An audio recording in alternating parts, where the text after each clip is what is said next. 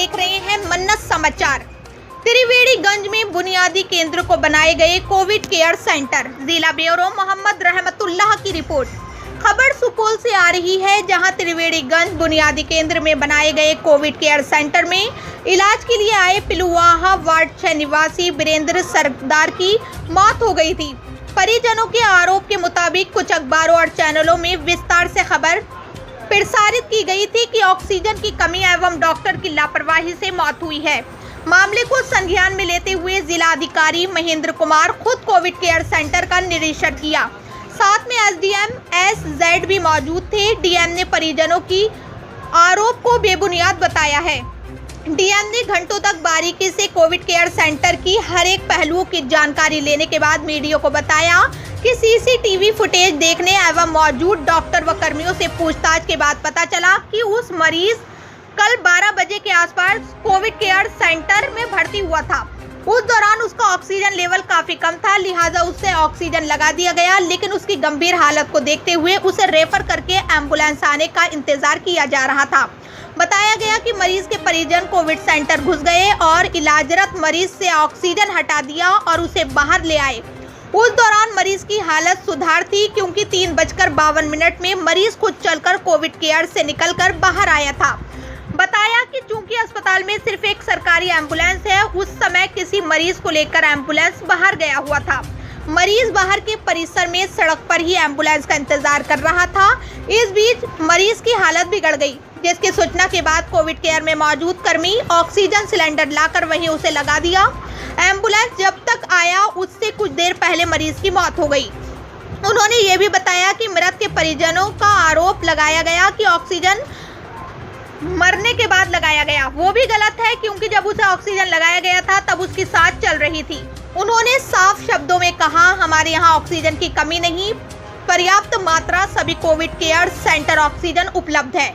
DM ने साफ शब्दों में कहा कि जो भी इस मामले में दोषी होगा उस पर कार्रवाई की जाएगी, क्योंकि स्पष्ट निर्देश है कि कोई भी अन्य व्यक्ति कोविड केयर सेंटर के अंदर प्रवेश नहीं करेगा। तो ऐसे में मरीज के परिजन कैसे अंदर घुस गए? वही कोविड केयर सेंटर पर मजिस्ट्रेट प्रतिनिधि युक्त को नियुक्ति करने की बात कही। उन्होंने कहा कि यहाँ हॉस्पिटल के 4 डॉक्टर कोरोना पॉजिटिव हैं। सिर्फ एक डॉक्टर है जो मरीजों की देखरेख करते हैं। डॉक्टर की संख्या बढ़ाने के लिए हमने विभाग को रिपोर्ट कर दिया है।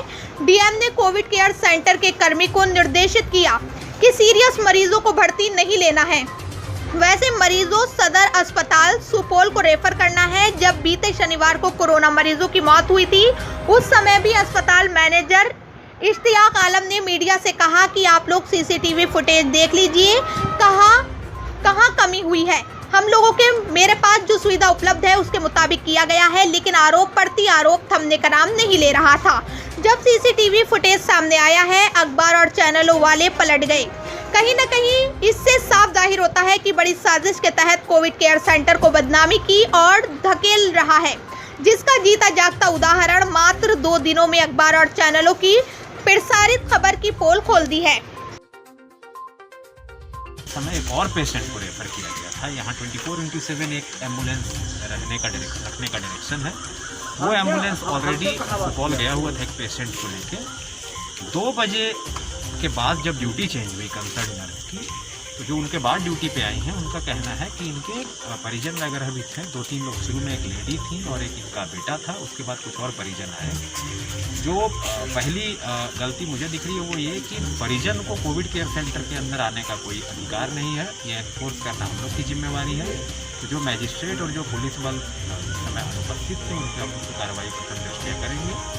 उसके बाद जब अंदर गए तो परिजन, डिस्पाइट कि उनका ऑक्सीजन लेवल कम था, ऑक्सीजन की कोई कमी नहीं है। जैसा मैं स्पष्ट तौर पे बता दूं, जिले में भी और इस कोविड केयर सेंटर में भी ऑक्सीजन पर्याप्त था, ऑक्सीजन कंसंट्रेटर पर्याप्त था। उनके परिजन उनको बिना एम्बुलेंस की उपलब्धता के ऑक्सीजन कंसंट्रेटर हटा के नीचे ले आए। 3:52 पे, जैसा कि सीसीटीवी फुटेज से देखा जा सकता है, वो वॉक करते हुए पेशेंट नीचे आए। तो पहली गलती ये थी कि ऑक्सीजन सपोर्ट उनको उस स्थिति में जब उनका SpO2 लेवल कम है तो हटाने की ज़रूरत नहीं थी। जो ड्यूटी पे नर्स थी, अभी उनसे बात हुई है, उनका ये कहना है कि जो नीचे आए तो अनस्टेबल हो रहे थे, क्योंकि ऑक्सीजन लेवल कम था, तो दौड़ के पीछे से ऑक्सीजन सिलेंडर ला के तब लगाई। ये बताया जाना कि उस समय वो डेड था, गलत है। उस समय उनकी सांस चल रही थी। तुरंत जब एम्बुलेंस आया है उसके जस्ट पहले इनको डेड डिक्लेयर किया गया है। तो 2-3 चीज़ जैसा कि मैंने पहले बताया कि ऑक्सीजन पर्याप्त है, बेड भी पर्याप्त है हम लोग के पास। परिजन कोविड केयर सेंटर के अंदर कैसे आए, यहाँ पे लूपहोल है जिसकी कि हम लोग जांच करके कार्रवाई करेंगे। दूसरा, इस अस्पताल में और अनुमंडल अस्पताल में 5 में से 4 डॉक्टर पॉजिटिव हो गए। केवल 1 डॉक्टर थे और 1 डॉक्टर जो थे वो अटेंड किए थे उस पेशेंट को। एपीएचसी से हम लोग एडिशनल डॉक्टर को डिप्लॉय किए हैं। हम लोग ये चाह रहे हैं कोविड केयर सेंटर में 24/7 डॉक्टर यहाँ पे उपस्थित रहे, नर्स उपस्थित रहे रोस्टर के अनुसार। और कोई भी पेशेंट, वो कितने भी सीरियस हों, बहुत काफ़ी सीरियस पेशेंट को सदर हॉस्पिटल में ठीक ढंग से इलाज करके भेजा गया। और कल वाली जो दुर्घटना हुई है, वो घटना हुई है, वो काफ़ी दुखद है। इसमें जो कंसर्न कर्मी है उन पर कार्रवाई तो हम लोग करेंगे ही, बट हम लोग का ये प्रयास है कि आगे से भी जो लोग यहाँ आ रहे हैं उनको, अगर उनकी स्थिति SpO2 लेवल काफ़ी कम है, सीवियर कैटेगरी में है, तो तुरंत उनको यहाँ से रेफर किया जाए। ऐसा डायरेक्शन अभी दिया गया है इनको। अभी फ़िलहाल 2 पेशेंट भर्ती हैं, दोनों स्टेबल हैं, दोनों को ऑक्सीजन की सप्लाई दी जा रही है। और हमको विश्वास है कि आने वाले समय में आगे यहाँ पे जो चिकित्सा की जो ये है प्रक्रिया है वो बेहतर होगी। और हम लोग इस पूरे मामले के प्रकरण में जांच उपरांत कार्रवाई करें। कल यहाँ मजिस्ट्रेट भी नहीं देखेंगे? हाँ, मैंने बताया कि जो पूरी जिम्मेवारी होनी चाहिए मजिस्ट्रेट और पुलिस बल की, कि कोई परिजन अंदर नहीं जाए।